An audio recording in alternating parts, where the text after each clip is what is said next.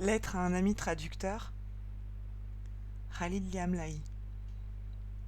Cher ami, je t'écris ces quelques lignes de mes exils que je n'arrive plus à traduire.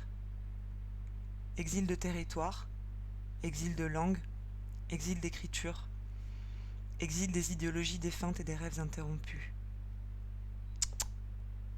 Ininterrompus. Exil de ce souffle collectif qui nous manque. Exil de cette vieille amitié qui nous maintient en vie. Il paraît que l'époque est sombre, que les hommes se sont retranchés dans leur lopin de terre isolé et leur carcan d'idées reçues, que les fantômes de l'horreur et de la barbarie exhibent fièrement leurs masques fallacieux, que des spectateurs désabusés et résignés assistent au naufrage de l'humanité, que le métissage et la diversité sonnent désormais creux aux oreilles des marchands de rêves et des voleurs d'utopie. Il paraît que tu survis tant bien que mal, arc-bouté à ces manuscrits que tu relis avec l'œil de la tendresse et de la précision, que tu transportes vers l'autre rive dans ta besace de 2 mots étrangers, que tu ranimes dans l'élan amoureux et fragile de tes créations. Combien d'allers-retours te reste-t-il à accomplir entre l'ici et l'ailleurs? Combien de tentatives, combien d'hésitations, combien de questions suspendues au bout de tes doigts magiques? Combien de traductions te faut-il accomplir pour espérer sauver le monde? Tu me rappelles ces braves femmes de nos villages reculés, qui tissent des tapis dans la quiétude des hauteurs montagneuses. Je les vois nouer et dénouer une géométrie de couleurs suivant un rythme millénaire. Je te vois emmêler et démêler des variantes de langage dans ta solitude de traducteur. Artiste de l'intermédiaire, écrivain de l'intervalle, héros du passage et de la transition, je t'imagine heureux dans ton labeur quotidien. Je vois tes mots papillons danser entre la source et la cible. Je vois tes phrases vaciller entre le provisoire et le définitif. Ton doux vertige me remplit d'espoir. Tes longs sacrifices me procurent le plaisir du voyage et attisent ma nostalgie du retour. Qui es-tu, sinon le frère de ces mots ressuscités loin de l'origine? En te lisant, je devine cette jouissance qui accompagne ta geste bilingue. Je goûte à la jubilation qui éclaire ton écriture duale. J'aimerais que tu m'enseignes ton art de la patience inébranlable, que tu m'enseignes dans les sillons de tes formules, que tu prennes le temps de m'expliquer comment chaque mot traduit ouvre une fenêtre sur l'ailleurs, comment chaque voyage initié par la traduction célèbre le règne de l'humilité et éloigne les spectres de la violence.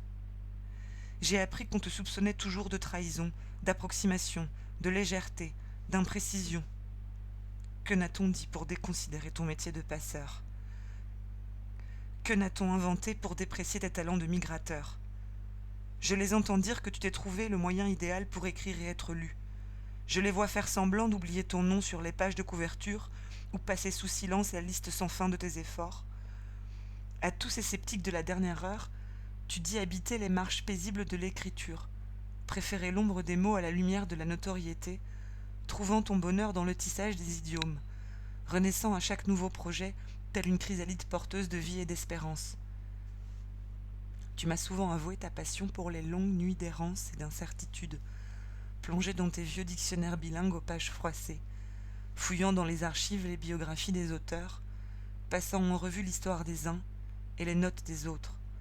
Tu m'as souvent parlé de ces pages raturées, de ces carnets gribouillés, de ces échanges entamés mais jamais terminés avec des écrivains trop pressés ou des collègues trop occupés.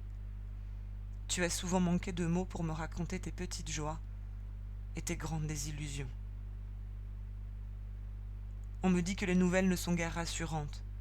Il y a ces langues qui disparaissent dans le gouffre de l'indifférence collective. Il y en a d'autres qu'on montre du doigt pour nourrir les peurs et cultiver les amalgames. Il y a ces langues qu'on n'a pas su enseigner, qu'on a refusé de régénérer et qu'on pousse lentement vers la sortie, telles des autres indésirables.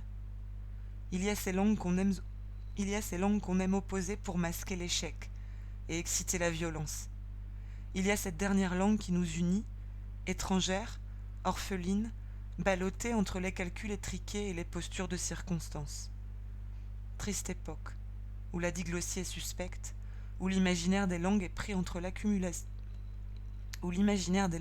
l'accumulation des visions stratégiques et des plans inefficaces, où chaque traduction devient une prise de risque, une lutte contre les pièges infaillibles de la stagnation et de la suffisance.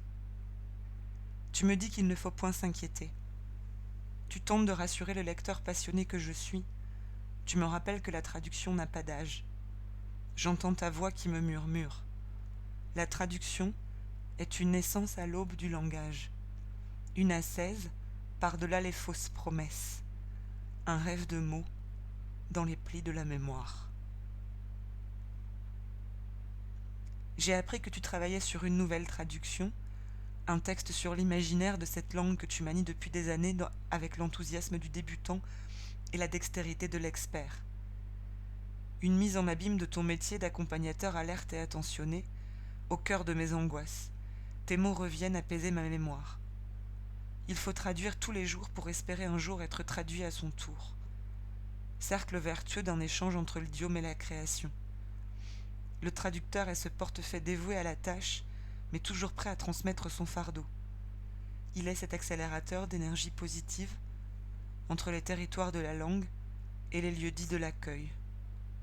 Je sais que ton rêve inavoué est d'être traduit à ton tour, de préférence dans une langue oubliée, enseveli dans une langue étrangère et ressuscité dans le souffle de ta parole. Rêve d'un palimpseste de générosité et d'ouverture au sens. Rêve d'un exercice d'humilité dans la danse des mots et des images. Mais qui pour exaucer ce rêve entre deux époques? Qui pour sauver tes mots et fêter ton doux triomphe? Qui pour reconnaître à ta plume la tendresse du don et la bonté de l'écrit? Il y a 10 jours où j'ai une envie subite d'apprendre toutes les langues du monde, de partir en quête de ces richesses enfouies dans les géographies lointaines et les mémoires insoupçonnées. Il y a des jours où je me vois tel un texte à la dérive, prêt à accueillir des mots venus d'ailleurs, enchanté par ces rencontres fortuites, où l'idiome glisse sur la peau et libère la pensée.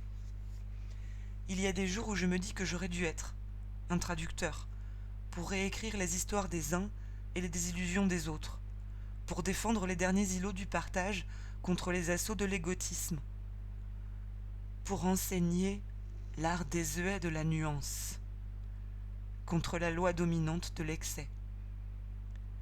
Il y a des jours où je rêve de voir tous les traducteurs du monde réunis pour traduire une seule phrase, un incipit de roman qui raconte la naissance et le déclin des langues, ou une déclaration d'amour, tissée dans l'idiome de l'humain. Il y a des jours où je te vois naviguant sur ton radeau de fortune, serrant contre ton corps frêle un tas de traductions inachevées et de projets inaboutis. Traduire est un geste d'amour suspendu, une main levée pour saisir les oscillations des métaphores et les frémissements du langage. T'écrire a ranimé mon envie de te rejoindre, sur l'archipel de la traduction. Comme toi, je suis un exilé de la langue, qui cherche un énième exil pour dire les possibilités de la création. Comme toi, je suis un lecteur qui vit par les textes et les rêves d'autrui. Comme toi, je suis un passionné de la marge, un résident de l'entre-deux, un amoureux de l'intervalle. Comme toi, j'écris pour chanter l'emprunt et la mutation, pour célébrer l'archéologie des langues voyageuses, douces et rebelles. Comme toi, je me lève chaque matin en disant bonjour à un mot nouveau. Je prépare mon café en pensant à une phrase égarée dans le rêve d'hier. Je déambule dans la ville en faisant la liste de tous les poèmes qu'il me reste à lire. Je m'arrête chez le bouquiniste du quartier pour humer la poussière des livres jaunis. Je parle aux passants de ce dernier roman que j'aurais aimé traduire dans toutes les langues de mon pays.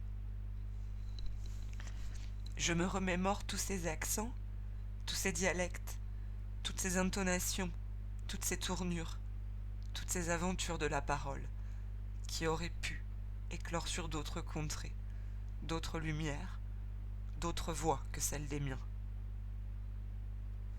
Chaque soir, je me mets à ma table de travail et je t'écris une lettre pour te dire ma reconnaissance et mon amitié. Je sais que tu reçois mes lettres et que tu les lis à la lumière blafarde de ta lampe de chevet. Je me plais à penser qu'un jour, peut-être, tu décideras de les traduire. Tu les sortiras de leurs enveloppes abîmées et tu passeras des heures à déchiffrer l'écriture de ma nostalgie. Tu retrouveras, j'en suis certain, les mots justes pour redire mes désirs et mes frustrations. Tu puiseras dans le souvenir de notre amitié pour naviguer entre les langues du monde et renouveler le plaisir de la lecture. Une fois les traductions terminées, tu remettras tes lettres dans les enveloppes et tu les enverras à nouveau à un autre ami traducteur. Ainsi va la traduction, métaphore de l'amitié voyageuse, rêve du retour perpétuel à la langue, pour réinventer son horizon et réécrire son devenir.